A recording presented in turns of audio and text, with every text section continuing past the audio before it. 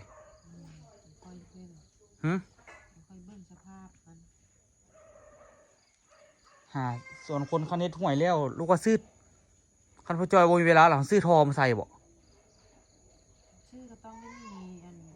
มีรถเข็นนั่นแหละมีแต่เฮาแปลงพื้นให้เรียบร้อยหลังจากนั้นเลยกะโอ้มันกะเค้นกับเขาบ่ได้คือเก่าเนาะแต่กะยกพอได้ที่สุดทันแหละให้มันได้เท่าที่สุดทันแหละมันน่าจะใส่ประมาณใส่งบประมาณหลายอยู่ประมาณซื้อทอนี่ก็เกือบ20 ล้านละสมควรอยู่เด้ทอนี่ก็ได้แต่ว่าทอนี่เขาเจ้าก็บ่ได้ใส่เหล็กแต่เราไม่จัดเนาะใส่วะเขาใส่ยังไงวะ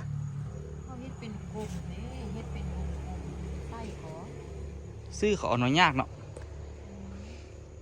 แต่ว่าก็คันมีแบบมานี่ก็แบบก็ประมาณ10 ล้านนิดแหละซื้อของเขาสำเร็จรูปมาเลยมาแล้วกันเขาจะมีรถเคนพร้อมให้เขาเจ้าเคนมาลงอันว่าได้เฮ็ดได้กับซ้ำซื้อดินลูกว่าซ้ำซื้อดินห้วย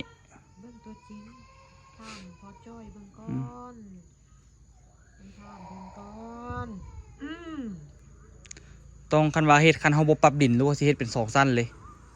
แต่2 สั้นนี่ก็ยากอยู่สั้นหนึ่งยังยากเบิ่งเงินอยู่หลังเสาไฟฟ้าคุณแต่ว่าไฟฟ้านี่รู้สึกว่าเขาจะเอาเขาเลิกเนาะไม่จัดเนาะเลิกเฮงก่อหม่องอื่นก็คือว่าบ่ซ้ำนี่อันนี้เขาบอกเลิกเสาไฟฟ้าตัวนี้คันว่าเทียบกับหน้าทางนี่เขามาเลิกเฮงก่อคันว่าเสาตัวนี้อยู่ทางหน้าคุณก็เอาใครอันนี้เขามาเลิกว่ามันประมาณเอาห้านเขาก็ยังเท่าไหร่ละห้านเขาก็ยัง8 เมตรละมันเป็น10 เมตรพุ่นนะออกจากถนนนะ10 เมตรคัดทั่วกับใจกลางกับประมาณ14 เมตรพุ่นนะ12 เมตร13 เมตรพุ่นนะก็ถือว่าเขาจะเอามาเลิกเขามาเลิกเฮงตัวนี้มันเป็นดินโค้งเลยก็เขาจะมาเลิกมันเป็นดินโค้งไงแต่โค้งกับบุเลิกปานนี้ล่ะแต่คณะเฮ็ดทอเฮ็ดอย่างไรได้ขออนุญาตเขาเจ้ากันบ่พวกมันใจต้องมันอยู่ทางในห้วยพี่เนาะที่จริงเขาเฮ็ดกับแห้งดีเนาะเฮ็ดแล้วเขาก็ตัดบ่ทางเขากับบ่ต้องไปกวนมันมองตอออกจากปากนะแต่การเฮ็ดได้กับไซเบิร์ดกับแห้งดีเพื่อนแล้วกระทมมันเต็มนี้อันนี้ก็มาใจทุกคนใจหญ้าเนาะใจหญ้าทางนี้ปลาดาวเขาก็ได้หดส่วนเมื่อกี้นิดนึงเอาโบราณเพื่อนปลาดาวก็ได้คือโอ้แต่ว่าพักปลาดาวงามเด้พักหอมลาบเราบุคอยยุบเราปลูกดนแน่นอนไม่จัดเนาะพี่ลึกเนาะพักบัวพักอย่างก็ยังมีอยู่ของเขาก็เริ่มขึ้นพักบุ้งข้าเราค่อยๆเก็บกินก็ได้แล้วสมันเก็บกินแล้วจะให้มันแตกออก ปิดไปเฮ็ดอันนะต้มมีต้มอะไรกินไปต้มมีไปเฮ็ดขวผักบงไฟแดงกะโอเคแล้วนี่นะผักบัวผักหอมก็กินได้แล้วสำนี้เนาะมื้อวานนี่ก็เก็บกินอยู่มื้อวานนี่ก็ได้เก็บกินตลอดผักหอมนี่ก็ได้แต่ว่าลูกว่ามันเริ่มขึ้นคืนแล้วเนาะแม่จันเนาะฝนมันเศร้าตกแล้วมันเริ่มขึ้นคืนละก่อนหน้านี้มันยุบเบิ่งผักบัวนี่ก็เริ่มขึ้นคืนแล้วดิหอมลาบแต่เฮาคอยเด็ดมันก็โป่งขึ้นมันเบอร์มันเริ่มยุบไปสิน่ะแต่มันก็เริ่มงามขึ้นมาคืนแล้วดิเพราะว่าก่อนหน้านี้เนี่ยฝนมันตกนะทุกคนฝนตกละภาคอันนี้บ่ถือก็ฝนเนาะ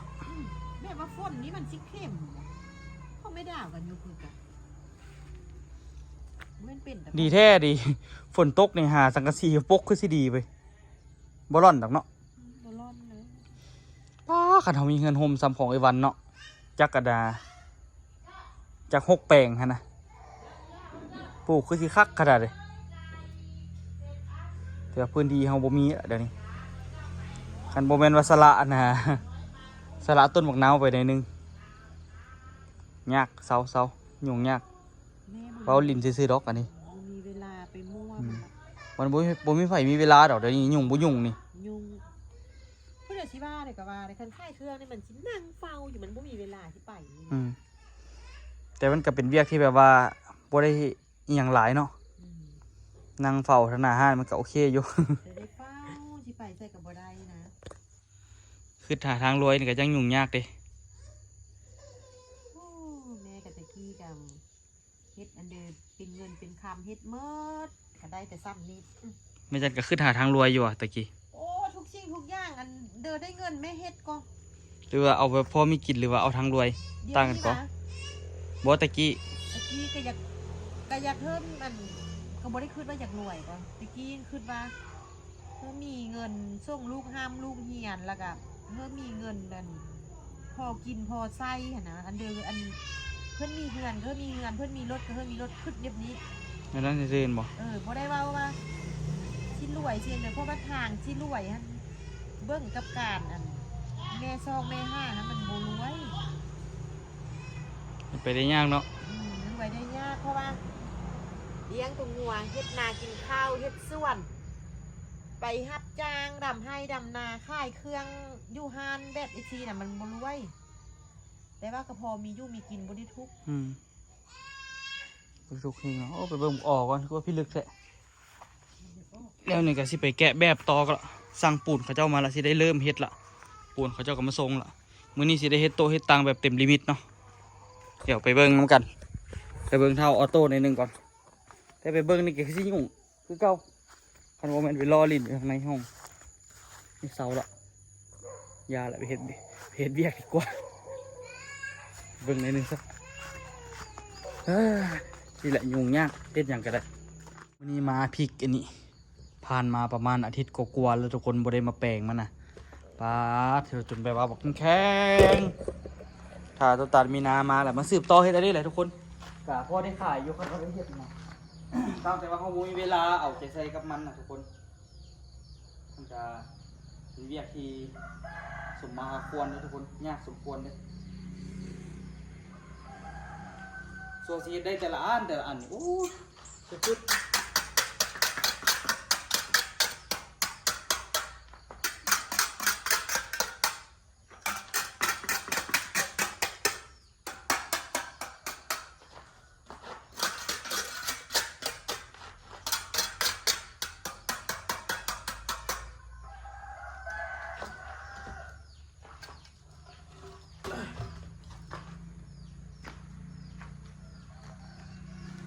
ลักกับหัวไม่เลยแต่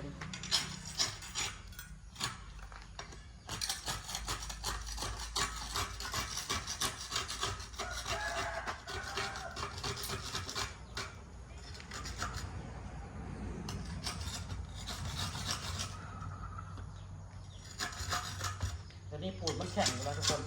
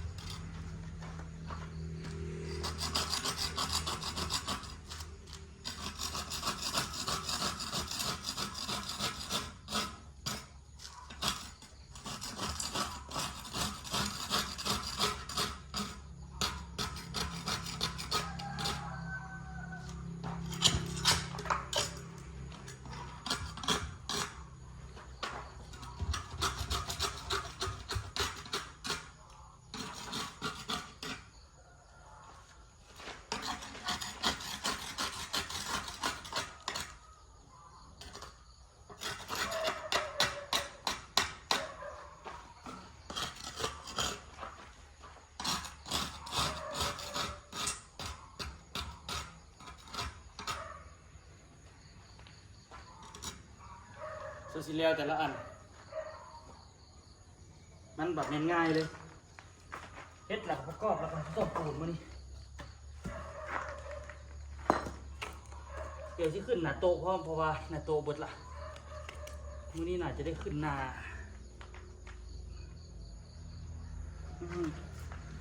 รู้สึกว่ามีหินหน้าป่าเขาหน้าป่าน่าจะครบละมื้อนี้สิได้เฮ็ดโต๊ะหน้าป่าเนาะหน้าโต๊ะป่าแล้วก็เฮ็ดหน้ามักหินต่อกันมาทันเด้คันบ่ทันก็ว่าไปยากเนาะ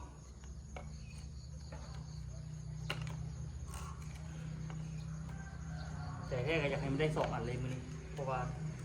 มื้ออื่นก็ให้มันแล้ววัด2เลย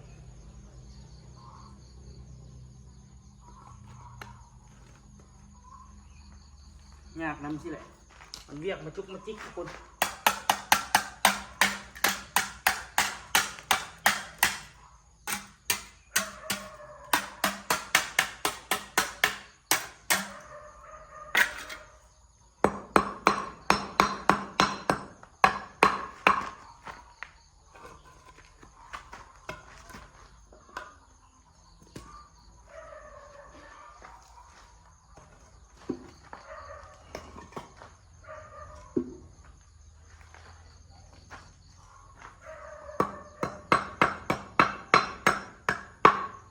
ธรรมดาเขาเอาก้อนตีต่อยดอกทุกคนเพราะว่าตัวนี้มันแข็งที่ลึกละแข็งโคตรแข็งเหลือแล้วเพราะว่าเขาปะมันเป็นอาทิตย์พุ่นอ่ะมันเลยยากเนาะ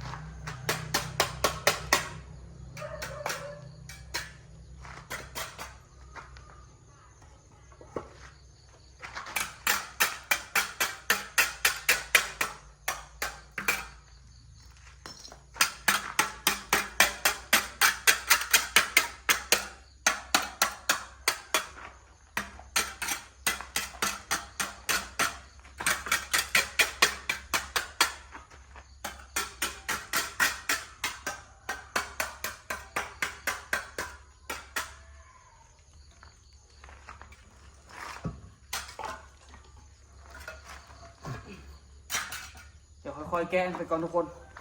เฮ็ดอันนึงใช้เวลาสุดๆเลยใช้เวลาประมาณ10 นาทีพุ่นแหละทุกคนจึงสิแล้วอันนึงวันธรรมดาเนาะเดี๋ยวเล็งมือก่อนแกะหลักเฮ็ดตัวใหม่เนาะแกะหลักสีได้ง่ายตามพวกนี้ไปเบิดเลยขูดแล้ววันแล้วทุกคนตอนนี้ขูดก็ใช้เวลาเบิดเศร้าทุกคนปูนมันแข็งโดนเกินไปแล้วมีแต่ตอนนี้นี่ก็ง่ายเนาะให้ตังไป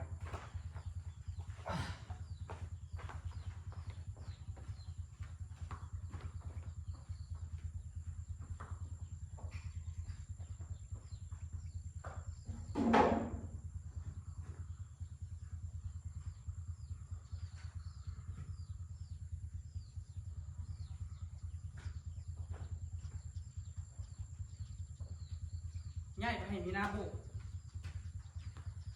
แล้วก็ประกอบแบบเพิ่มเองคือเขาหน้าโต๊ะมัน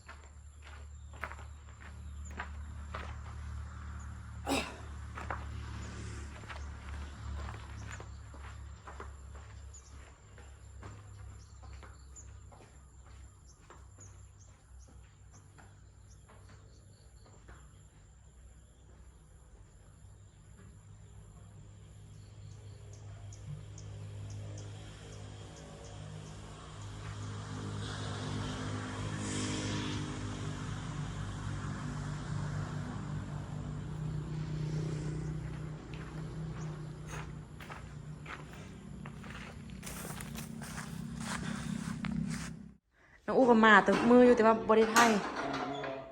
ให้เบิ้งมื้อนี้พอดีแม่จันสั่งตู้มา สั่งตู้มา อันนี้เป็นตู้เกลียวเอาไว้มาใส่ถ้วยใส่บ่วง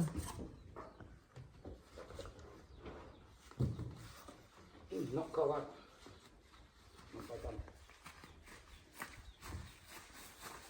คุณเดินเด้อ ทำไหนยุบก็ได้ไงอ่ะ ฮะ ไปดูเลยคนใด มีหวังสบ เอา คุณเข้าไปไหนพี่ ฮะ มาอยู่ ดูเลย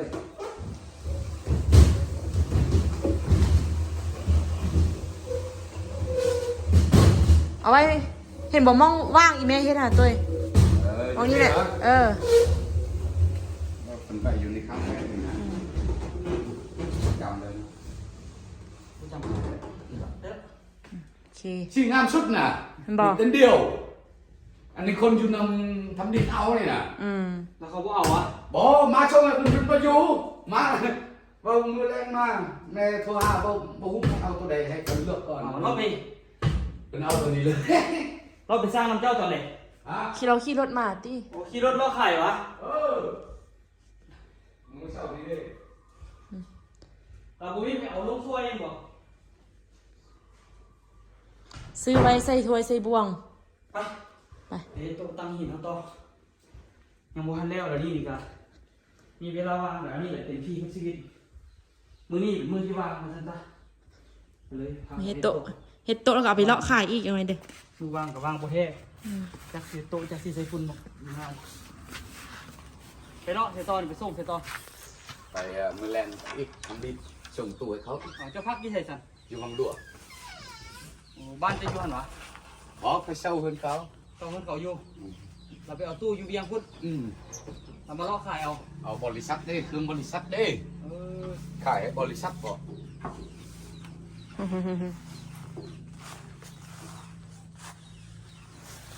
ตะกี้แม่ค่อยกระดาวแต่เครื่องเรานี่เนาะ ส่งจะโดนหนึ่งบอก ตะกี้ขี่รถจักรเนาะตะกี้พอดู เจ้ายังเกิด เกิดแล้วน้อย มี2,000ดิ ค่อยเกิดแล้ว ขี่ละขี่รถใครขี่รถจักร รถทิพย์ รถทีบก็เนาะรถทีบรถจักร แม่นแล้ว รถจักรรถฮอนได รถใหญ่เราว่าเป็นคันเดียว3 คันหมดเลย ถามเดี๋ยวเจ้ายู่เวียดเจ้ายู่อันยู่ใส่ยู่อันแข่งใด นี่อัน เงียอันติดใส่ว่าเงียอันนี่ อยู่คือรอวิ่งเด้ โอ้ยู่วิ่ง นี่อยู่บ้านลุง วิ่ง โม่ วิ่ง โอ้ลงโฮจิมินห์ว่ะโอ้อยู่ภาคใต้เนาะ แม่นแล้ว ปีหนึงเมื่อบ้านจักเทื่อ เดือนหนึ่งเดือนหนึ่ง โอ้ คือดุเมื่อดุแท้ ฮะ คือเมื่อดุแท้ ว่ามือกระจำเมียบ่ เอาเมียมาอยู่พี่ใช่หรอ เด้ฮะ เอาเมียมาอยู่พี่ โอ้เมียอยู่เวียดเด้ยังเลี้ยงลูกเด้ พ่อมีลูกจักคนก็ 3 ผู้หญิงผู้ชาย ชาย2นิดนึง บ่ยังมีพ่อคมเท่าไม่เท่าเลย อ๋อ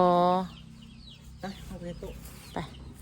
เอากับเจ้ย เด้ย บ่เอาโต๊ะหินไปขายได้วะ ฮะ บ่เอาโต๊ะหินไปลอกขายได้วะ เงินหน้าก่อนแม่ โต๊ะหินบริษัทนะ เงินหน้าเพิ่นเอามือได้ถามครับเอาไว้ โอเคไปถ่ายหูปเด้อ อยากให้กูเว้าได้นะอยากให้กูเว้าได้นะมึงมันแหละ ว่าอย่าง ไป ไปใส่อย่าให้ บ่ลงกล เฮ้ยเฮ็ดได้กินมาตัวตาใส่กินตำบักหุ่งบ่ อยากเห็นนะพ่อนี่ละ ส่วนสิได้อันหนึงทุกคนเว้ย ไก่จะซ้ำนี่เด้อเฮ็ดไรกับบ่นี่กับบ่ได้กันแล้วเด้อขอเอ้ย คือบ่ยับอันนี้เข้ามาเลยตัว มันบ่เข้าโอ้ยแล้วฝนมือตอกเมื่อกี้น่ะ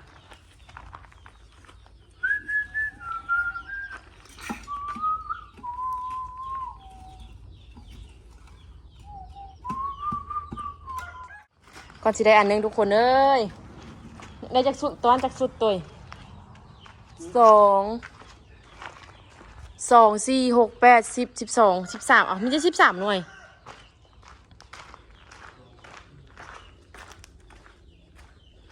คือมีแต่ชิปเช้าหนูอะ คนทานคือว่าลีลาแท้ เฮ้อ บ่ขึ้นตอนเดี๋ยวมื้อนี้สิมาเฮ็ดแต่เช้า สีดำนี่ยังได้นี่2 4 5ยังอีก3หน่วยสีดำนี่เอาหน้าโต๊ะตัวนี้แตกว่ะ นี่ หน้านึงนั่นหรอใส่เลย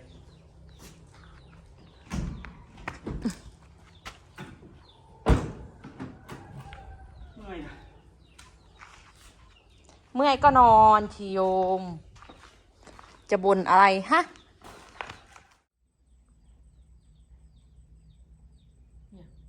เอ้ยซบอย่างนั้น คิด เอาเจ้าเวลาคิดไปส่วนหน่อยซ้ายเซโร่ข่อยไหมใช่ไหมเอา6 ล้อครึ่งเด้อ บอกออโต้ฮะเอาเงินมา เก็บมือเมื่อไรนี่นะ ออโต้ตื่นมาฮะสิ่งที่ออโต้เฮ็ดเดินตื่นนอนมาหัวอีกแล้วกันแม่แม่แท้ก็แท้ก็จ้อยจ้อยออโต้ตื่นนอนมาสิ่งที่จะเว้า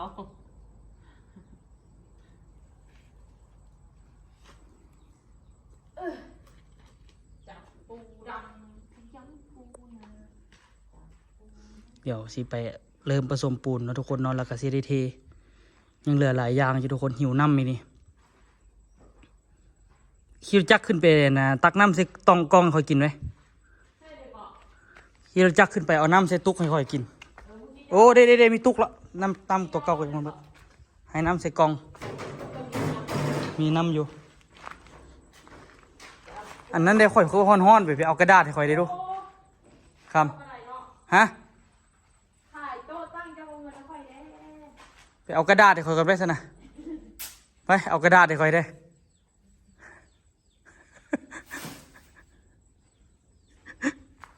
กระดาษเอากระดาษคุณลุงส่วนมันเต็มเด้อที่ทดสอบความแข็งแกร่งเจ้าเบิง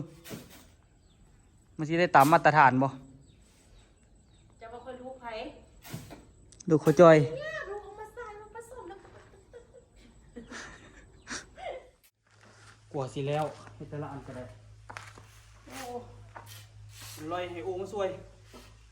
น่าจะใครอันดับ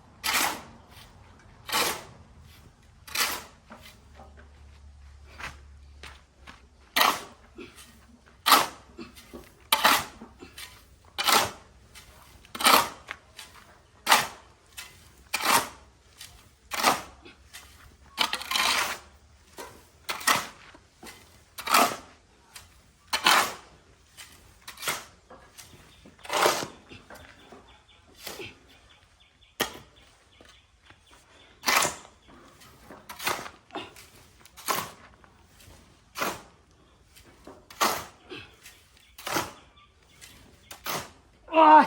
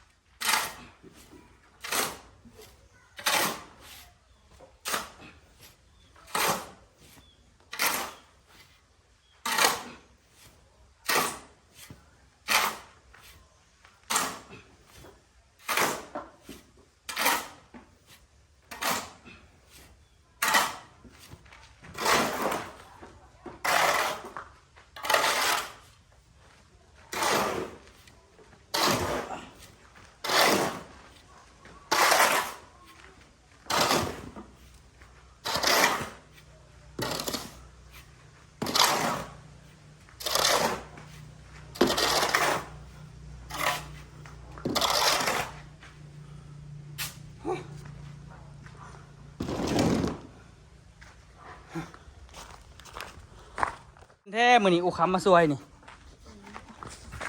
เป็นตาชีวิตก้าวหน้าเว้ยคักอะลีซวยได้หลายเลย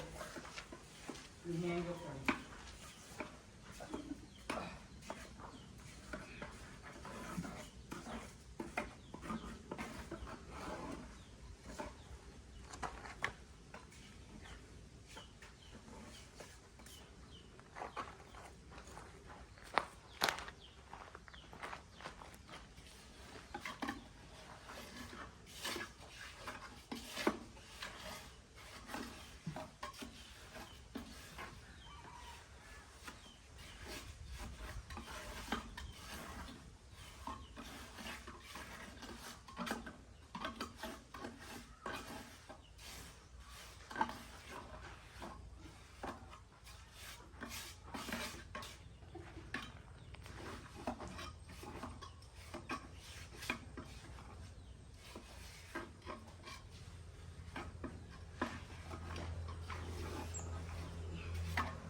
ได้จากประเดินเพียงในเนื้อมันนะ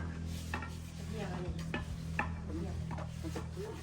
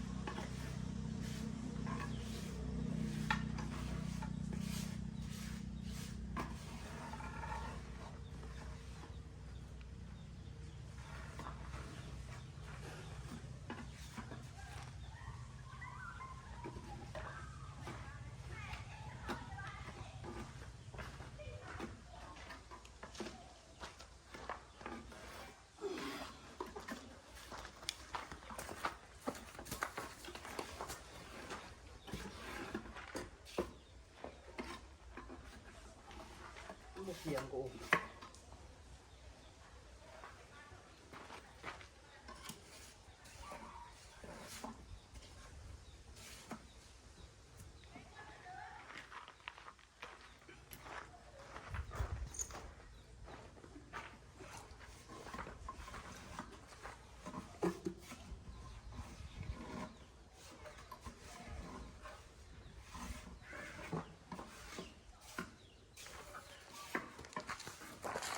ใครอยู่มีเมียมาสวยแล้วนี่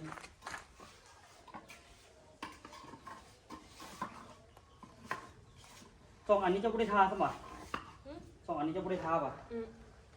คือผู้ทา อ้าวเห็นเจ้าทานแล้วเนาะ โอ้ยมันแบบไม่จะข่อยทาต้องได้ทาสองเปลือกตัวนี้มันติดก่อแห้งเน้นตัวนี้ใส่ปูดละเอ้ยอะไรสิได้ไหม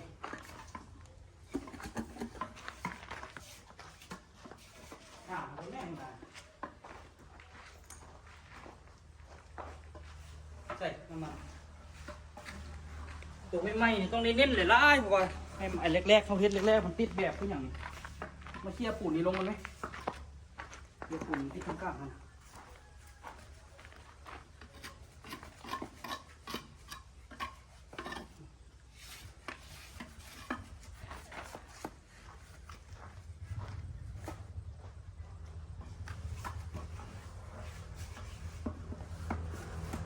ตัวไม่ไหม้นี่มันอื่นหมดเลยจึงได้แกะออก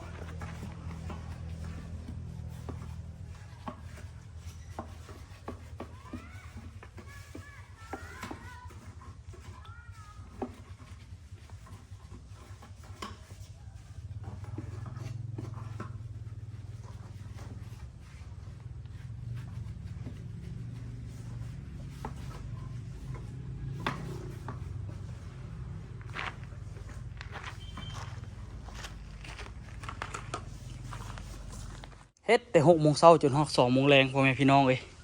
ตอนนี้นี่กะหาเขาเทแล้วเบิดโอ้ขัดบ่มีอูมาสวยนี่ตัวย่าน3 โมงกับบ่แล้วอยู่ใครแต่อูมาสวยปัดนั่นปัดนี่นะทุกคนเนาะขันอูมาสวยนี่แห้งยาวเฮ็ดอันนี้เฮ็ดหน้าโต๊ะแล้วอันนึงแล้วก็ย้ายตังพวกนี้เนาะเสาะตังพวกนี้ย้ายพวกนี้ตัวเฮ็ดตั้งแต่7 โมงทุกคนแล้วตอนบ่าย 2บ่ได้พักผ่อนเลย วันนี้ก็สิไปอาบน้ำพักผ่อนแล้วทุกคนเนาะทาปูนเอาแห้งในนึงกับมาทอดแบบแล้วก็พักมื้อนี้ผมมีอย่างละมื้อนี้เนาะต้นตาลมีนาเขาเจ้าบัวบางทุกคนมื้อนี้ทุกคนเนาะเป็นยังไงก็ฝากทุกคนเป็นกำลังใจให้ตัวเด้อสำหรับคลิปนี้ขอตัวลาทุกคนไปก่อนมื้อนี้ก็เฮ็ดเบียกชีวิตประจำวันนะทุกคนเนาะก็เฮ็ดอันนี้แน่เฮ็ดอันนั้นแน่แหละเนาะมื้อใดว่างก็พอมีแนวเฮ็ดก็เฮ็ดไปเนาะดีกว่าอยู่ละล่าเนาะทุกคนเนาะเอาไว้เจอกันคลิปหน้าทุกคน